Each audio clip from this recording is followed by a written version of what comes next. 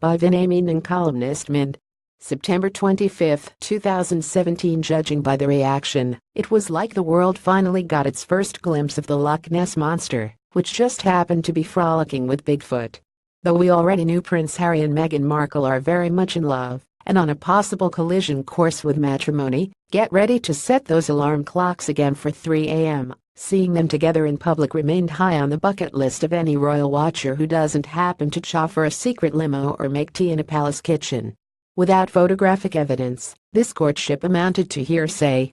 This changed with a flashbulb flourish on Monday afternoon in Toronto, when Harry and Meghan attended a wheelchair tennis event for the Invictus Games. They could have sauntered into a human sacrifice ceremony, and nobody would have noticed, since every camera within a 2-block radius of Nathan Phillips Square was zoomed in tightly on their grinning faces. Within minutes, the images hit the wires and surged across social media, and a site that once seemed as elusive as the Bermuda Triangle, "Harry and Meghan are within kissing range," was made official. The internet wobbled on its axis, as if stumbling upon grainy images that proved Donald Trump was covertly working for George Soros.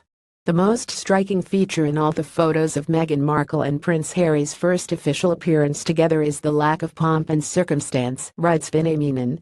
Chris Jacksonjity images Prince Harry, right, arrives with his girlfriend Meghan Markle at the wheelchair tennis competition at the Invictus Games in Toronto.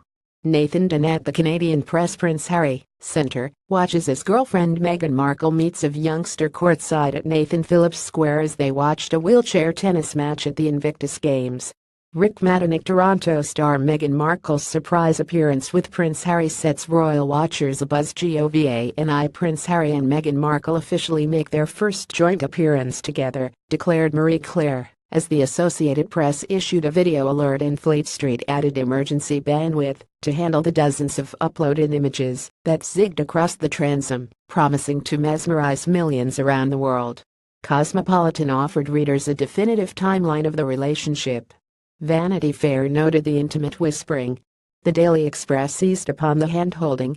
Harper's Bazaar, gobsmacked and in an apparent state of commoner euphoria, simply tweeted out in its official, followed by a heart emoji. It's possible 2/3 of People's editorial staff needed first aid. The images of Harry and Meghan were the opposite of glamorous, which in these cynical times made them delightful. Here was Markle as Queen Victoria could have never imagined in a white blouse and ripped jeans. Harry, meanwhile, did little to counter the growing view his sartorial inspiration remains a fictional auto mechanic who dreams of landing a Gap campaign sometime during the grunge era. But somehow it all worked. Somehow, it all felt right.